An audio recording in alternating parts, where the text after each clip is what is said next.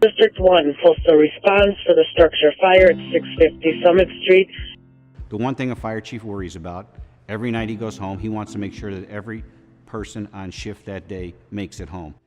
So we felt, let's invest. Let's really figure out what it is that firefighters need. What kind of environment are they in? What kind of challenges do they encounter? And let's go and design a purpose-built series of devices and solutions.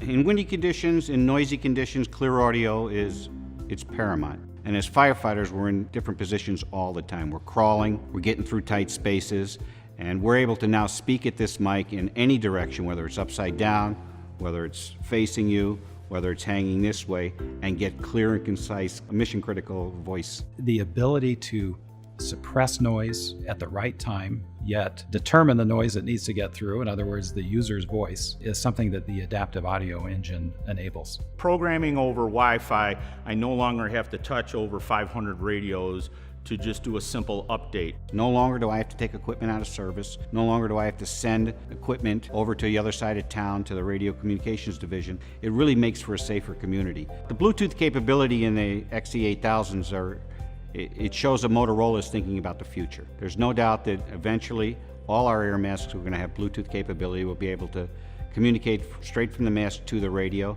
and having that feature built into a radio today gives me comfort to know that this radio is going to meet the demands of the future. Today, one of the problems in the fire service is that we're so encapsulated that we can actually be in the heat too long because we don't know that it's that hot until we start steaming from the inside out. Losing communications in them conditions put firefighters at risk. The XE500 RSM also, for example, has been designed to a much higher thermal temperature spec than any RSM in the past. The channel selector has been added to the XE500 RSM, and this is in response to end users who had the need to be able to change channels during a fireground operation. The ability of this XE500 to change that at your chest or on your lapel is going to make that mission-critical job of getting people out of fires that much more efficient.